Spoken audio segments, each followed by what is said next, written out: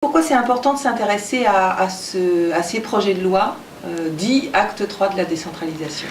C'est important parce que derrière un peu des termes un peu barbares qui peuvent apparaître loin des préoccupations des gens et notamment de leurs difficultés de vie, il s'agit de l'organisation du territoire. Et il s'agit en fin de compte, est-ce qu'on va conserver dans ce pays des outils qui est la commune, qui permettent de mener des politiques au service de la réponse aux besoins des habitants. Par exemple, est-ce que les communes vont pouvoir continuer à déterminer la place et le rôle des services publics locaux pour permettre l'accès à un certain nombre de droits fondamentaux, que sont la culture, le sport, l'accès au logement, à une restauration municipale de qualité, bon marché. Donc on est vraiment là face à, derrière, effectivement, ce qui apparaît éloigné des gens, c'est leur quotidien qui est en train de se jouer. Et avec comme, ce qu'on constate, c'est qu'hormis les forces du front de gauche, les élus qui s'y rattachent, très peu veulent que ce débat soit public. J'ai vu effectivement que l'AMF n'est pas enthousiaste de A à Z sur ces projets de loi, et elle parle notamment de marginalisation du rôle du maire. Tu es d'accord avec ça? Oui, mais je voudrais qu'on dépasse le rôle du maire. C'est pas une question de personne, quelle que soit d'ailleurs la couleur politique du maire. C'est plutôt la marginalisation de la commune, qui est l'acte. Il y a 36 000 communes dans notre pays qui encore, malgré la crise de la politique, la défiance de plus en plus importante des habitants, y compris vis-à-vis du maire, dont l'image a beaucoup baissé ces 20 dernières années. Il s'agit de maintenir et de développer, parce que bien sûr, il faut réformer. Il y a des choses qui aujourd'hui ne répondent plus aux attentes des habitants, mais il s'agit de conserver ce niveau de territoire de proximité pour que les habitants y voient au chapitre. Parce que plus on l'éloigne, les lieux de décision, et je pense aux métropoles, qui est dans le premier projet de loi qui a été discuté au Sénat, élus au 2e degré, voire au 3e degré, c'est des énarques, c'est des quelques baronneries qui vont se mettre en place, qui n'entendront pas, et surtout qui ne veulent pas entendre les attentes et les volontés des habitants. Et donc là, il y a un vrai défi démocratique qui est derrière ce projet de loi. Qu'est-ce qui est prévu exactement pour la commune et l'intercommunalité? C'est quoi les modifications qui sont prévues? La modification la plus importante, c'est que dans le projet de loi qui est actuellement en débat au Sénat, il y a la création d'une dizaine de grandes métropoles qui se verront transférer des compétences à la fois aujourd'hui mises en œuvre par la commune, voire d'autres mises en œuvre par la région, voire le Conseil général. Donc une collectivité très éloignée, une nouvelle collectivité très éloignée du lieu de vie, de travail, de culture, de sport des habitants, et donc où ils ne seraient pas associés. Donc il y a un véritable... on a affaire à un véritable déni démocratique. On avait l'exemple du PLU. Le PLU aujourd'hui, le plan local d'urbanisme, parce que les initiales, donc en gros c'est quoi le PLU? C'est permettre de réfléchir l'aménagement d'un territoire en termes de logement, en termes d'implantation d'entreprise, en termes d'espace vert, d'environnement, en termes d'équipement public. Donc voilà. Donc ça c'est la commune aujourd'hui qui le met en place. Dans la loi, c'est projeté de faire un plan local d'urbanisme communautaire. Donc les communes risquent de perdre la main.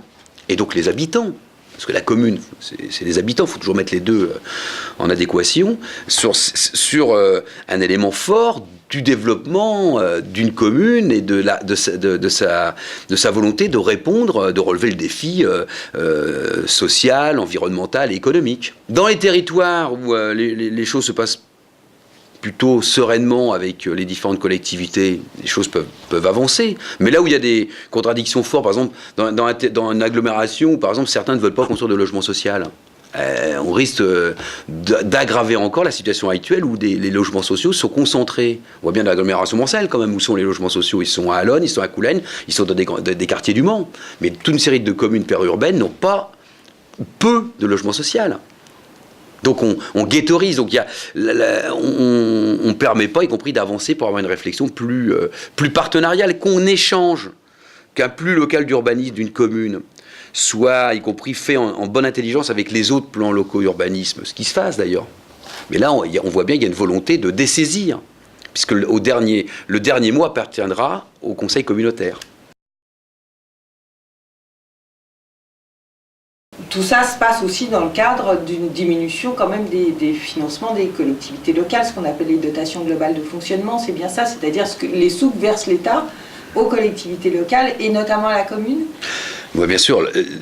Je dirais on est pris dans un étau. D'un côté, un projet de loi que nous avons abordé qui vise à dessaisir la commune d'un certain nombre de ses compétences et donc de sa capacité à répondre aux attentes, aux besoins des habitants. Et de l'autre côté, des diminutions depuis des années, parce que c'est pas commencé depuis un an. Il faut regarder les choses lucidement. Ça fait des années, y compris avec la fin de la taxe professionnelle, qui était l'impôt économique, qui faisait que les entreprises participaient au développement du territoire sur lequel elles étaient installées, ce qui semble la moindre des choses. C'était trop, ça, pour les tenants de l'argent roi. Et donc, ils ont remis en cause en remplaçant par des financements qui n'ont pas compensé cette taxe professionnelle. Et en plus, l'État, effectivement, diminue année après année, mais annonce pour 2014-2015 moins 4,5 milliards d'euros de dotation pour les collectivités. Donc ça va être catastrophique. C'est-à-dire que des communes, bon gré mal gré, vont être obligées de revoir à la baisse, si les choses, on ne réussit pas à modifier le cours des choses, des politiques menées dans les territoires, quoi. Alors que nous sommes dans une période où, je le vois dans une ville comme Allonne, la dégradation sociale, au-delà du mot qui est déjà terrible, c'est derrière beaucoup de souffrances d'hommes et de femmes. Ville d'Allonne, 11 300 habitants, 1010 chômeurs.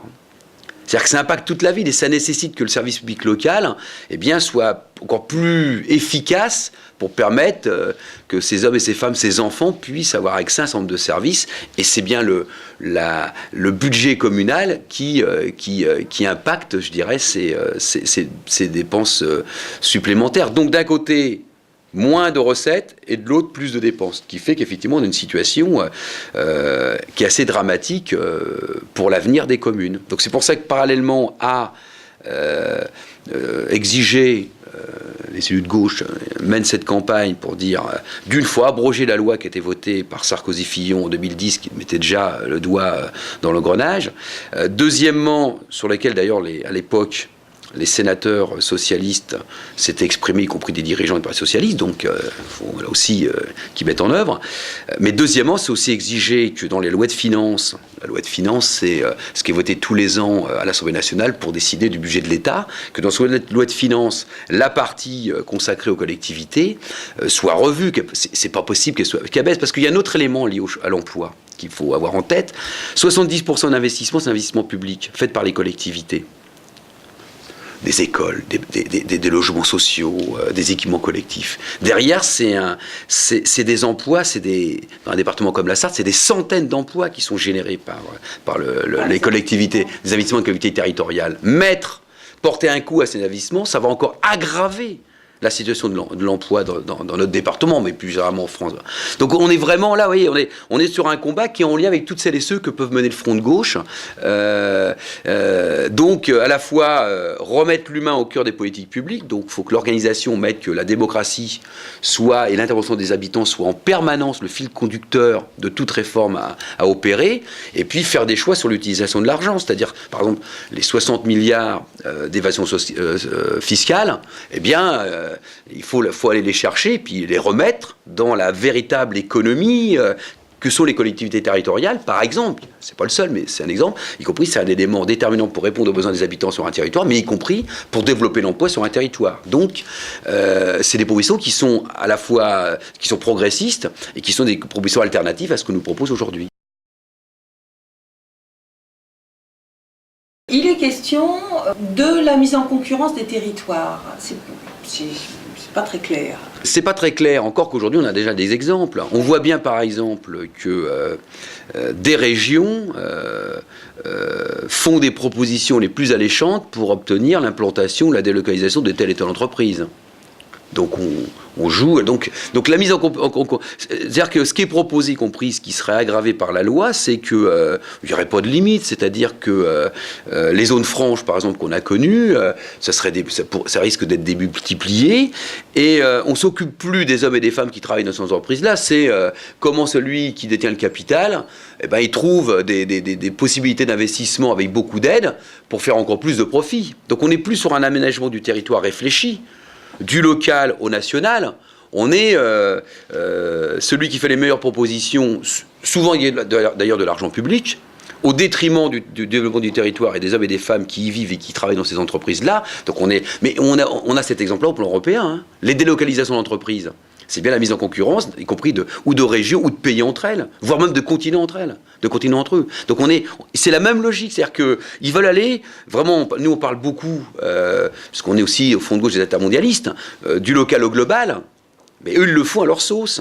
C'est-à-dire que tout ce qu'ils ont mis en place au niveau international, européen, de mise en concurrence des territoires, concurrence libre et non faussée, rappelons-nous le traité et l'histoire du plombier polonais, et c'est pas le plombier polonais d'ailleurs qui était responsable, mais l'utilisation par les capitalistes, eh bien ils veulent le descendre, ils ont commencé d'ailleurs, hein, mais jusqu'au plus près, les plus petits des territoires qui sont aujourd'hui les communes.